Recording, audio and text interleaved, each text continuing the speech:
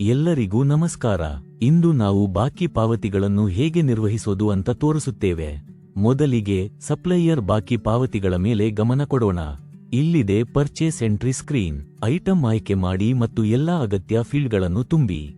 ನಂತರ invoice number ಆಯ್ಕೆ ಮಾಡಿ ಮತ್ತು ನಿಮ್ಮ ಇಷ್ಟದ ಸಪ್ಲೈಯರ್ ಆಯ್ಕೆ ಮಾಡಿ. ಡ್ಯೂ ಪೇಮೆಂಟ್ ಆಪ್ಷನ್ ಇಲ್ಲಿ ನೋಡಬಹುದು.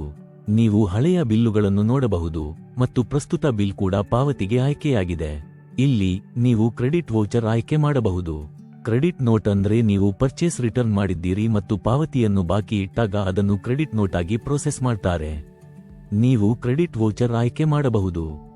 ನೀವು ಡೆಬಿಟ್ ವೌಚರ್ ಕೂಡ ಆಯ್ಕೆ ಮಾಡಬಹುದು ಮತ್ತು ನಿಮ್ಮ ಇಷ್ಟದ ಪಾವತಿ ವಿಧಾನ ಆಯ್ಕೆ ಮಾಡಬಹುದು. ನೀವು ಪಾವತಿಗಳನ್ನು ಬಾಕಿ ಮೊತ್ತ ಅಥವಾ ಬಿಲ್ ದಿನಾಂಕದ ಪ್ರಕಾರ ಸೋರ್ಟ್ ಮಾಡಬಹುದು.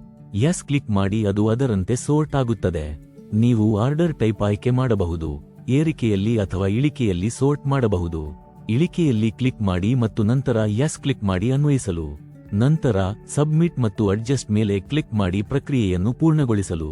ಪಾವತಿ ಯಶಸ್ವಿಯಾಗಿ ಪ್ರೋಸೆಸ್ ಆಗುತ್ತದೆ. ಡನ್ ಕ್ಲಿಕ್ ಮಾಡಿ. ಈಗ ಮಾರಾಟದ ಕಡೆಗೆ ಹೋಗೋಣ. ಇಲ್ಲಿ ನೀವು ಐಟಂ ಆಯ್ಕೆ ಮಾಡಬಹುದು. ಬ್ಯಾಚ್ ಆಯ್ಕೆ ಮಾಡಿ ಮತ್ತು ಅಗತ್ಯ ಫೀಲ್ಡ್ಗಳನ್ನು ತುಂಬಿ.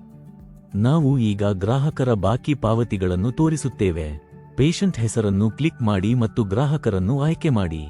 ಬಾಕಿ ಪಾವತಿಗಳು ಇಲ್ಲಿ ತೋರಿಸುತ್ತದೆ. ಹೀಗೆಯೇ ನೀವು ಬಿಲ್ಲುಗಳನ್ನು, ಪಾವತಿಸಬೇಕಾದ ಮೊತ್ತವನ್ನು, ಪಾವತಿ ವಿಧಾನ ಮತ್ತು ಡೆಬಿಟ್ ವೌಚರ್ ಆಯ್ಕೆ ಮಾಡಬಹುದು.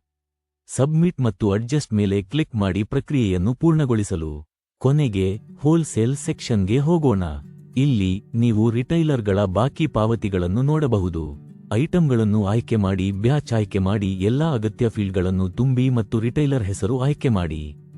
ಬಾಕಿ ಪಾವತಿ ಇಲ್ಲಿ ನೋಡಬಹುದು. ಮೊದಲೇ ಹೇಳಿದ ಹಾಗೆ ನೀವು ಹಳೆಯ ಬಿಲ್ಲುಗಳನ್ನು ನೋಡಬಹುದು, ಡೆಬಿಟ್ ವೌಚರ್ ಆಯ್ಕೆ ಮಾಡಬಹುದು ಮತ್ತು ಪಾವತಿಸಬೇಕಾದ ಮೊತ್ತವನ್ನು ನೋಡಬಹುದು.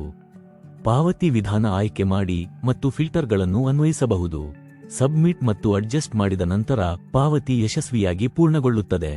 ಧನ್ಯವಾದಗಳು.